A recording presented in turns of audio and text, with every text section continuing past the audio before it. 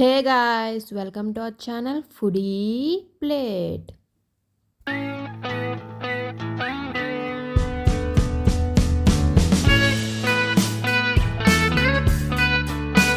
Hi అండి. నార్మల్గా అయితే మనం అందరం ఇంట్లో టమాటో రసం చింతపండు రసం ఇలా పెడుతూ ఉంటాము.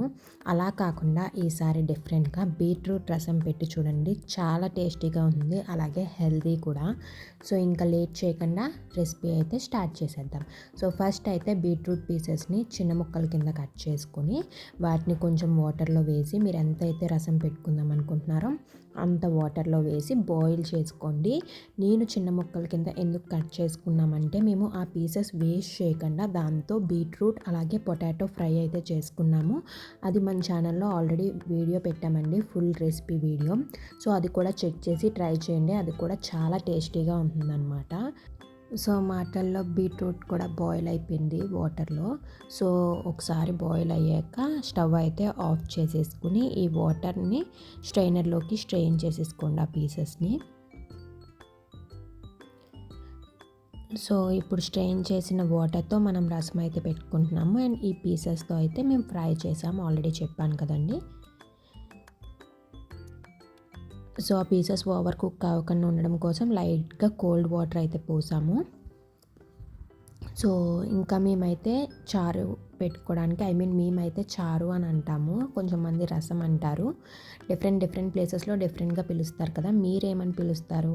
చారు అంటారా, రసం అంటారా, ఇంకేమంటారు? కింద కామెంట్ సెక్షన్లో చెప్పండి. మీరుండే ప్లేస్ అలాగే మీరు ఏమంటారు చెప్పండి, సో దట్ నాకు తెలుస్తుంది ఏ ప్లేస్లో ఏమని పిలుస్తారని. సో ఇంకా మనకి వాటర్ అయితే, బీట్రూట్ వాటర్ అయితే రెడీ అయిపోయింది. ఇప్పుడు దీనికి రసం పెట్టేసుకుందాం దీంతో. ఇప్పుడు దాంట్లో మిగతా ఇంగ్రీడియంట్స్ అన్నీ యాడ్ చేసేసుకుందామండి. ఫస్ట్ అయితే చింతపండు వేసుకున్నాము, పులుపుకి సరిపడా వేసుకోండి.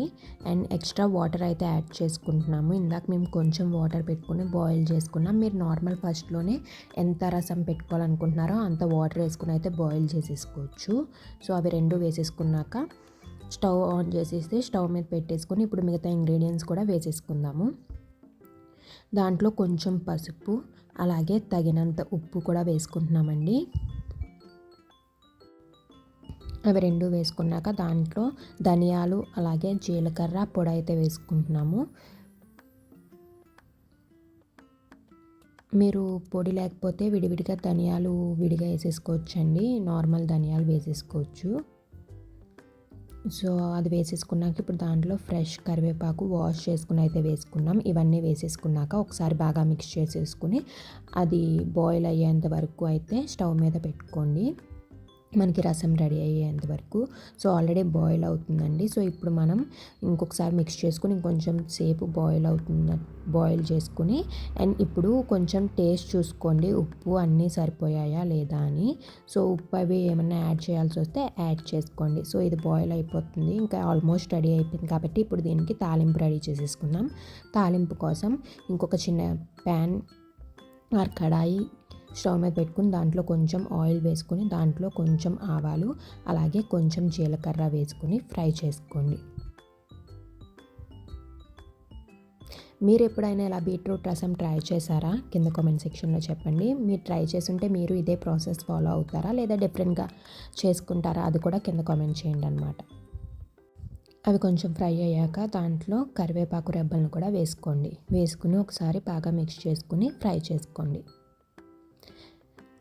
మా ఛానల్ని కనుక సబ్స్క్రైబ్ చేసుకోకపోతే వెంటనే వెళ్ళి సబ్స్క్రైబ్ చేసుకుని పక్కనున్న బెల్ ఐకాన్ క్లిక్ చేసి నోటిఫికేషన్స్ ఆల్లో పెట్టుకోండి. అప్పుడు మేము పెట్టే ప్రతి వీడియో నోటిఫికేషన్ మీకు వస్తుంది, మిస్ అవ్వకుండా చూసేయచ్చు అనమాట.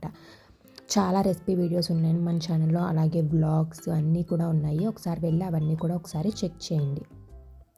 సో కొంచెం ఇంగువ వేసుకున్నామండి, అలాగే మెంతాకు, డ్రైడ్ మెంతాకు, ఇది మనకి ఏ సూపర్ మార్కెట్లో అయినా దొరుకుతుంది, అది వేసుకున్నాం. అవి రెండు వేసేసుకున్నాక ఇంకొకసారి బాగా మిక్స్ చేసుకుని అవి కొంచెం ఫ్రై అయ్యేంత వరకు ఫ్రై చేసుకోండి. ఈ మెంతాకు వేసుకోవడం వల్ల టేస్ట్ ఇంకా బాగుంటుందండి చారు. సో మీకు అవైలబుల్గా ఉంటే అది కూడా వేసుకోండి. సో అవన్నీ ఫ్రై అయిపోయాక లాస్ట్లో రెడ్ చిల్లీస్ని పీసెస్ కింద కట్ చేసుకుని వేసేసుకోండి. ఇది లాస్ట్లో మాత్రమే వేసుకోవాలి రెడ్ చిల్లీస్, ఎందుకంటే ఎక్కువసేపు అవి ఫ్రై చేస్తే మాడిపోతాయి. రెడ్ చిల్లీస్తో పాటు వాటి సీడ్స్ ఉంటాయి కదా, అవి కూడా వేసుకుంటున్నాం టేస్ట్ బాగుంటుందని చెప్పి. సో అవి వేసేసుకున్నాక ఇంకొకసారి బాగా మిక్స్ చేసేసుకుని, రెడ్ చిల్లీస్ ఎక్కువ ఫ్రై చేసుకోకండి ఎందుకంటే అవి మాడిపోతాయి. అవి కొంచెం ఫ్రై అయ్యాక స్టవ్ ఆఫ్ చేసుకుని పక్కన పెట్టేసుకోండి. ఇప్పుడు ఆల్రెడీ మన రసం రెడీగా ఉంది కాబట్టి అది వేరే గిన్నెలోకి ఆర్ జార్లోకి ట్రాన్స్ఫర్ చేసేసుకోండి.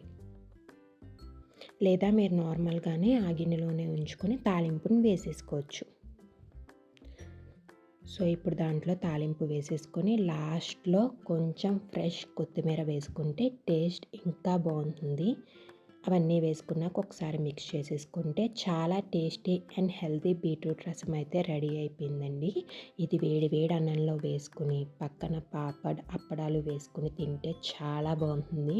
ఇంకా లేట్ చేయకుండా మీరు కూడా ఒకసారి ట్రై చేసి ఎలా వచ్చిందో కింద కామెంట్ సెక్షన్లో చెప్పండి. అలాగే ఈ వీడియో కనుక మీకు నచ్చినట్లయితే లైక్ చేసి మీ ఫ్రెండ్స్ అండ్ ఫ్యామిలీతో షేర్ చేసుకుని మా ఛానల్ని సబ్స్క్రైబ్ చేసుకోండి. Thank you for watching. See you in the next video.